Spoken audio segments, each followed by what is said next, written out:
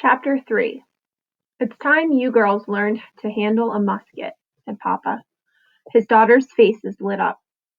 In times of peace, any man whose three oldest children were daughters had to turn at least one of them into a son. By the spring of 1776, when war seemed surely to be coming to Dutchess County, it became clear there needed to be two people in the family who could manage a musket besides Papa, who might be off doing the work of war, and Mama, who needed to look after the babies. Two people could take turns on watch or could defend both the front and back of the house in the event of an attack. Sybil and Rebecca got to be the ones who learned to shoot the best, leaving Archie to muck out the stalls in the barn and Molly to do most of the milking. But eventually they would learn too. Papa took his girls out to the woodland behind the house, a good distance from the road. "Have you decided to let us into your regiment at last?" asked Becky. Sybil added, "I've heard tell about some girls who dressed as men and went to battle and weren't detected." "I'd detect you in a minute," said Papa. And he said, as he had so many times, "No, you won't be soldiers in my regiment, my loves. But you'll be watchmen in charge of the safety of your mother and sisters and brothers."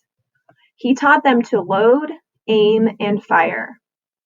They aimed at horse chestnuts set on fence posts and got so they could knock them off the posts at a decent distance. Mama shot too, brushing up on skills learned long ago. Molly could fire a musket if it was propped on a fence post, usually by Archie, but you couldn't rely on her to hit a target.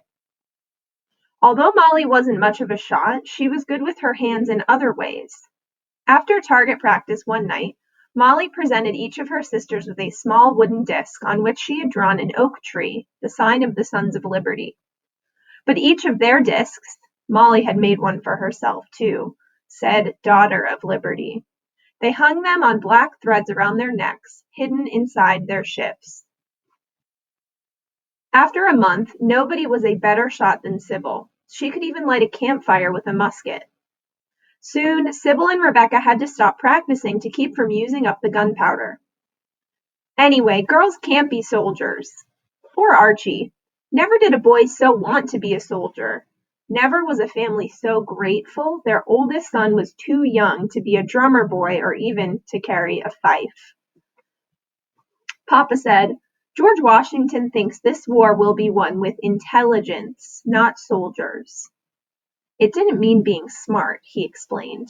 "The kind of intelligence he needs is secret information." "The kind you get from spies," added Sybil.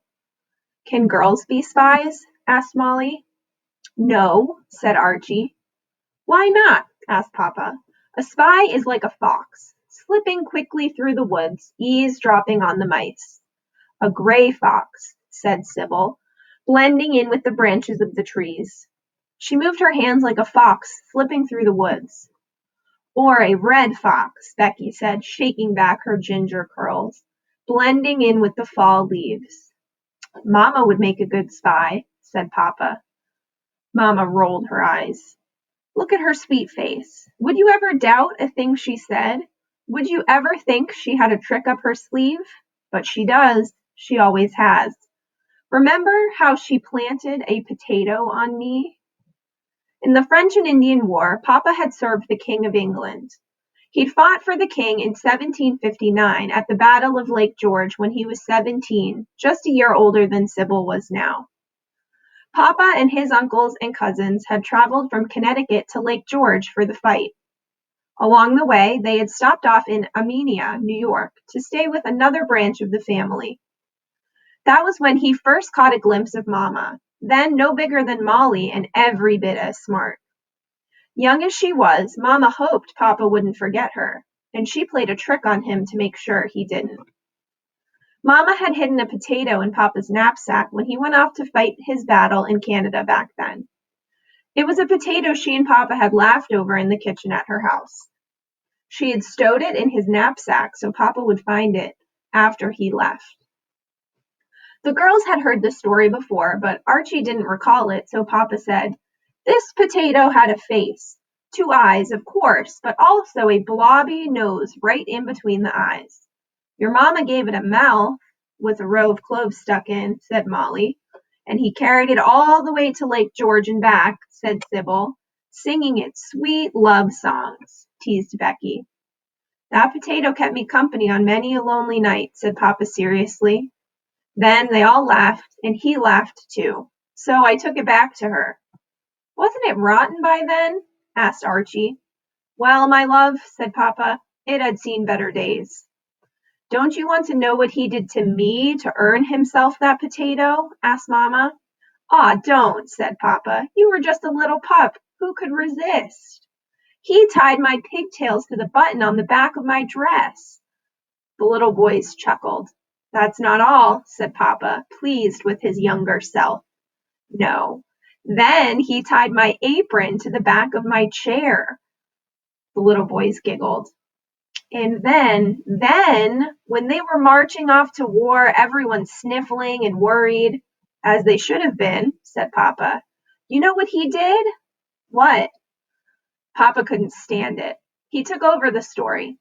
There we are, heading off, solemn moment, handkerchiefs waving from the gate, and there's a huge yell. He squeaked like a stuck pig. Arr!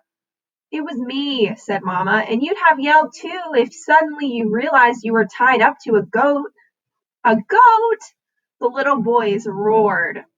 He tied me to our billy goat by my apron strings, so tight I couldn't turn around to undo them. Papa was laughing so hard he was crying. There she is, trying to get away from the goat, and he's trying to butt her, but he's too close to butt her, and all the old folks are sniffling and waving, and she's in a wrestling match with a goat. Then he pretended to be his younger self again, marching off, saluting, before dissolving into laughter again. The children and Mama laughed with him. They all knew the awful thing that happened next. In the battle, Papa's Uncle Amos and his cousin Ezra were killed, dropping wounded as they fought beside him and dying on the battlefield. That night in his tent, as miserable as he could be, Papa had found the potato, and he knew if he could just get back to where that girl cousin was, he would be all right.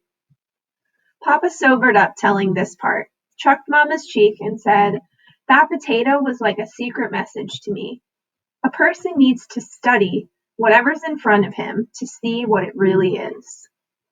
What was the potato really when you studied it? Asked Molly. Your mama, said Papa, with me all the while. So are we supposed to study potatoes? Asked Archie. No, said Papa. Spies see through to what the potato stands for. They take second looks at everything.